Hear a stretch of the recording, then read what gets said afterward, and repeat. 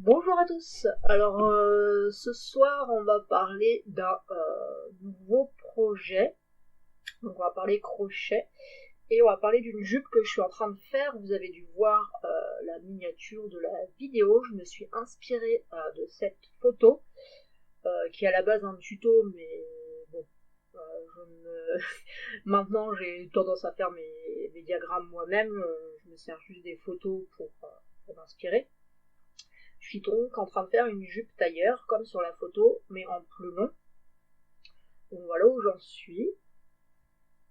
Ce qui est déjà pas mal. Donc aujourd'hui on va parler de ça, puis je vais vous donner 2-3 conseils au niveau des crochets, comment choisir ses crochets et tout, etc. Je vais vous montrer avec ceux avec quoi moi je crochette, etc. etc. Donc là, cette jupe là, je vous donnerai le diagramme quand je l'aurai fini, on en fera une ensemble d'ailleurs. Elle est vraiment hyper simple, puisqu'il suffit de savoir faire des mailles simples, mailles en l'air, mailles serrées et des brides. Brides et augmentation et diminution. Donc c'est vraiment la base du crochet. Donc voilà, comme vous pouvez voir, par exemple, elle s'élargit au niveau des hanches, elle s'élargit aussi au niveau du derrière. Voilà. Donc là on doit voir. Elle s'élargit des deux côtés. Hop, on le voit comme ça. Et après, elle va repartir comme ça. Pour être, je veux la faire au niveau du genou, donc je voudrais qu'elle soit un peu moulante, etc. Ah, et on peut voir un bord-côte. Et comme vous le voyez, c'est une laine pailletée. De tête, c'est une laine pingouin. J'ai plus le nom de la laine parce que j'ai pas gardé l'étiquette malheureusement. Mais j'adore cette laine, c'est de l'acrylique. Et on en trouve en plein de couleurs. Donc là on l'a verte, légèrement pailletée. Elle fait plus pailletée, c'est marrant, à la caméra qu'en vrai. Mais vous l'avez aussi en vert clair. Voilà, on l'a aussi. Alors là, elle est tout emmêlée parce que je suis en train de la bobiner. En grise. Et on a plein d'autres couleurs que j'ai pas, mais vous la trouvez assez facilement. Moi, je la trouve à la foire fouille. Sinon, vous trouvez d'autres enseignes qui la font assez facilement ou sur internet. Et pour cette jupe, comptez 3 pelotes. Voilà. Un petit conseil aussi, vous avez vu, j'ai cette pelote là qui est comme ça, qui n'a pas la même forme que celle-ci. Quand vous achetez une pelote, j'en ai une qui est pas encore défaite, voilà, donc c'est une pingouin. Celle-ci c'est la Pingo Tornade. Donc voilà, vous voyez, elle a plusieurs, je vais faire un sac avec, mais on en reparlera. Donc vous la trouvez comme ça, sous cette forme-là. Le souci de la garder sous cette forme-là, comme vous voyez, c'est pourtant pas longtemps que je l'ai, ça a tendance à se défaire, à s'emmêler, etc. Donc je ne conseille pas de garder les pelotes comme ça. Je vous conseille de les rebobiner. Parce que franchement, sinon après, c'est une vraie galère, ça va tout s'emmêler. Donc voilà, c'est ce que je suis en train de... Celle-ci, je l'ai déjà faite. Et je suis en train de rebobiner celle-là. Donc voilà, hop, comme ça, vous voyez en cours de tricot comment vous allez vous retrouver. Donc vaut mieux la mettre comme ça. Je le fais à la main, hein, tout simplement, voilà. On rebobine. Faites ça dans une série. Ça prend un peu de temps. Mais très honnêtement, je vous conseille de le faire parce que sinon après en cours de tricot, si vous avez des nœuds, etc., à défaire, c'est vraiment galère. Donc voilà, vous avez ça. Moi j'aime beaucoup cette laine là, en ce moment je la tricote énormément. Je l'utilise quasiment pour tous mes projets, j'ai quasiment que des laines pailletées. Voilà. Donc celle-ci, cette jupe-là, j'en referai une dans une autre laine et on la fera ensemble au fur et à mesure. Je vous montrerai comment faire le bord-côte, parce qu'en fait on fait d'abord le bord-côte, elle se fait en 2 pièces. Donc d'abord ce bord-là qui est élastique et ensuite on vient le monter, je vais vous montrer, on voit pas très bien, voilà, là il y a le fil, je cherche le fil, voilà, ici, ça a été assemblé, on voit un petit peu là, la couture, ça a été assemblé, et ensuite, on vient crocheter en bride sur tout le long, et on a quelques augmentations à faire, d'où les petits fils qui pendent. Ces fils-là, c'est mes marqueurs pour savoir où je dois faire mes augmentations. Là, je les ai laissés. Ça me permettra de voir à quel endroit, par la suite, je vais devoir faire mes diminutions. Parce qu'une fois qu'on a augmenté, le but, c'est pas de rester évasé. Moi, au niveau des jambes, je veux que ça revienne légèrement moulant. Donc, c'est cintré à la taille, puisque c'est une taille haute. Ensuite, ça devient évasé au niveau des hanches. Et par la suite, ça redeviendra moulant, un peu plus en fuseau, vers les genoux. Voilà, et j'hésite même à faire une fente en bas, pour que ce soit quand même plus agréable au niveau de la marche et tout, etc. Parce que j'aime beaucoup les jupes tailleurs, mais au niveau de la marche, c'est quand même pas ce qu'il y a le mieux. Voilà. Au niveau des crochets, je vais vous montrer parce que moi, je crochette pas avec des crochets classiques. Vous avez ce genre de crochet là qu'on trouve un peu partout. Alors celui-là est un peu tordu, il est usé. C'est un crochet bas de gamme. Voilà. Bon, qui pour commencer va très bien, mais si vous crochetez, vous commencez vraiment à crocheter longtemps, etc. Vous voyez, il se tord, il va finir par se casser. Donc bon. Ceci dit, voilà, 1 euro à la forfouille. Voilà. Moi, ce que j'aime pas avec ces crochets-là, vous avez aussi des crochets métalliques. C'est qu'ils sont courts. Les crochets métalliques sont même encore plus courts. Et ça a tendance, alors pour ma part, la façon dont je crochette, je suis tendance à crocheter comme ça. Voilà. Ça se met dans la paume de ma main.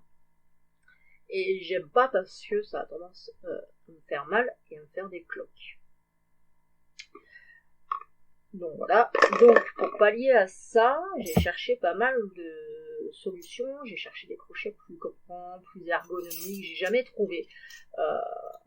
Vraiment ça me gênait au niveau de la longueur, c'était pas l'ergonomie en soi, c'était vraiment au niveau de la longueur. Du coup, j'ai acheté ce lot là, c'est pareil, ils valent vraiment rien, je crois que j'ai dû les acheter une dizaine d'euros le lot.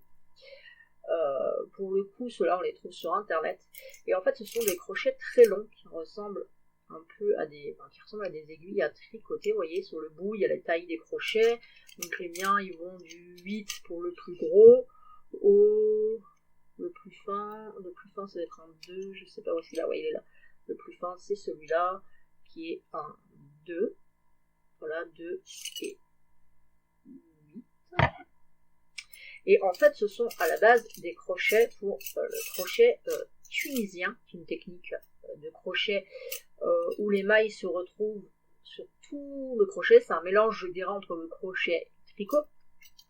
Mais du coup, moi, je me sers que de ces crochets-là, parce qu'on peut vraiment bien les prendre en main, et on n'est pas gêné avec le bout du crochet qui vient appuyer dans la paume. Voilà.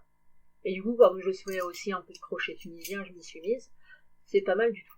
Voilà. Pour moi, c'était vraiment la solution idéale, finalement.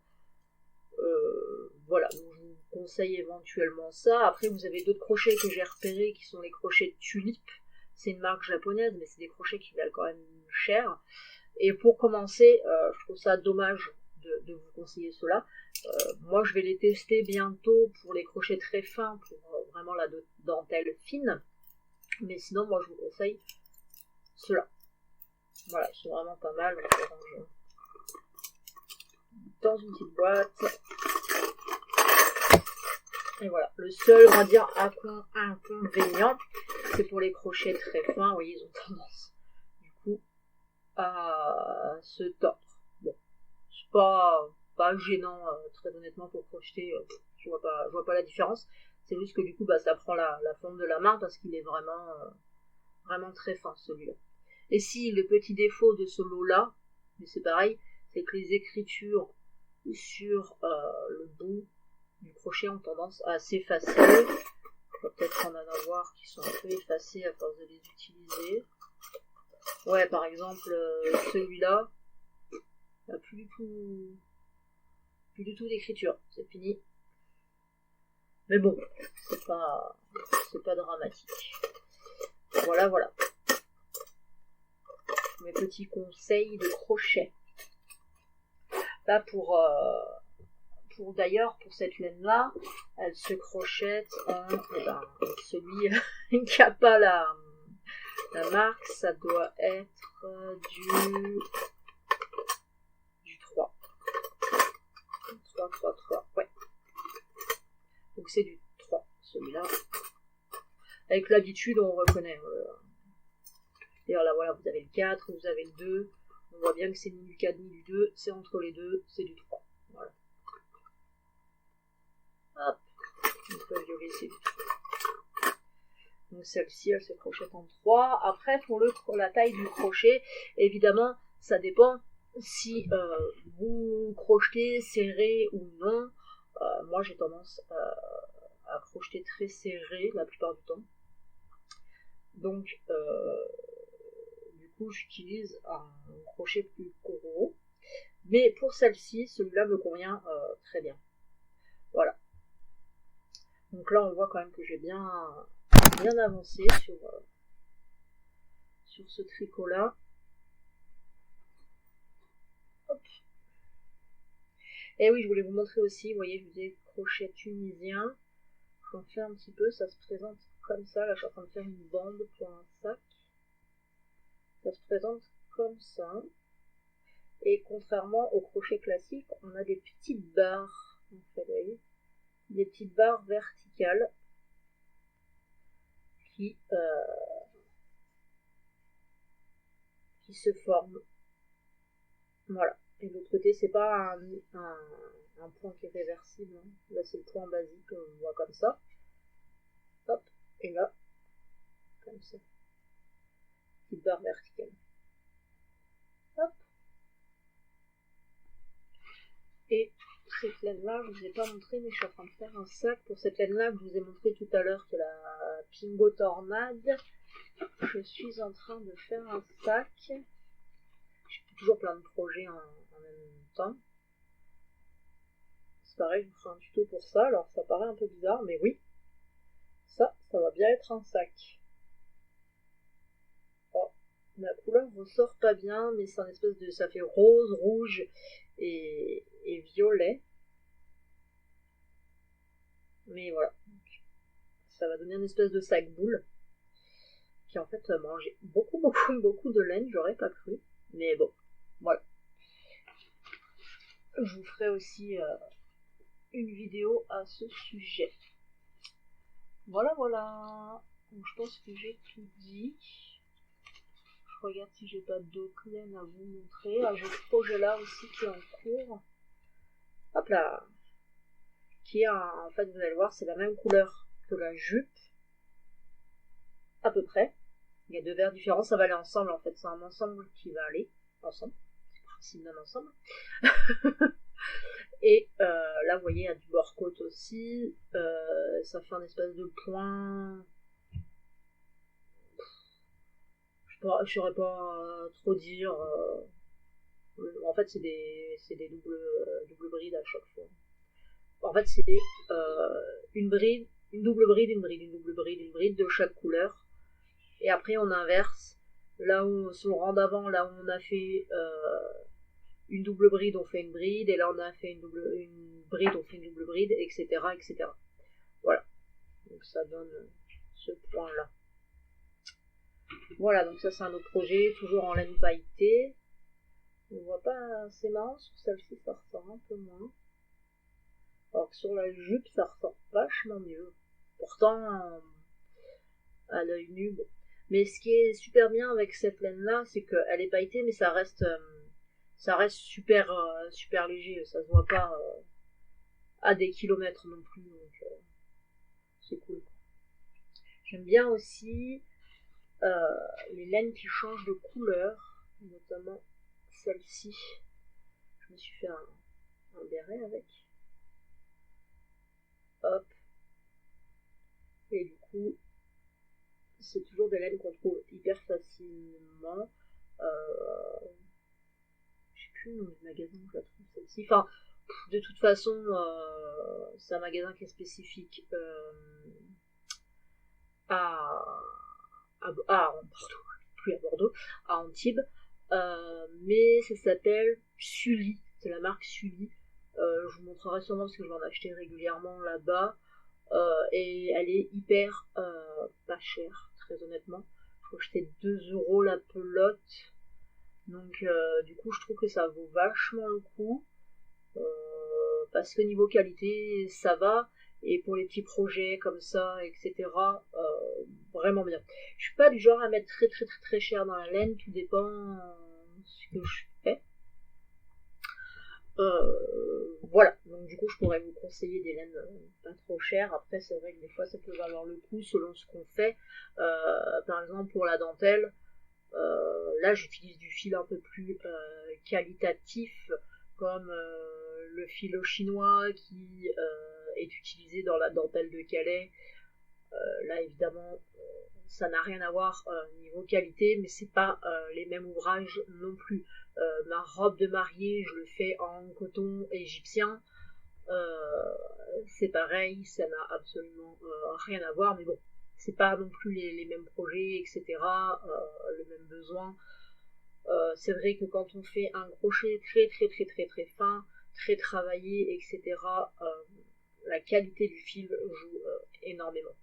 Pour ce genre de projet-là, très honnêtement, j'ai jamais eu de soucis avec les fils, par exemple pingouin ou les fils Sully qui sont pourtant de la laine qu'on trouve, comme je vous disais, Sully on trouve à Maxi Bazar. La pingouin on la trouve à la foire fouille. Et niveau qualité-prix, il n'y a vraiment rien à dire, elle résiste bien au lavage. J'ai des trucs que j'ai depuis des années qui n'ont pas bougé. Donc très honnêtement, je vous la recommande. Si vous débutez en crochet ou si vous n'avez pas des gros moyens pour acheter de la laine, ils font vraiment des laines très sympas. Donc voilà, le seul petit bémol, je dirais, c'est que ils renouvellent pas énormément leur collection. Enfin, en tout cas, ce qu'on trouve à la Farfouille à côté de chez moi, c'est pas renouvelé énormément, mais ils en font pas mal quand même, donc ça va. Qu'est-ce que j'ai vu aussi? J'en ai pas ici, mais je vous en montrerai, que j'adore aussi. C'est une laine un peu angora, mais que je vous conseille pas pour débuter, qui est normalement pour les enfants. C'est de l'acrylique et tout, et elle est absolument magnifique. Je vous montrerai un des projets que j'ai avec, et ça fait partie de mes favoris aussi. Donc voilà, vous l'aurez compris, la laine pingouin, c'est celle que j'utilise le plus pour tout ce que je fais. Voilà. Si vous avez des questions, n'hésitez pas, besoin de conseils, etc. Vous pouvez poser vos questions en commentaire, j'y répondrai sans souci.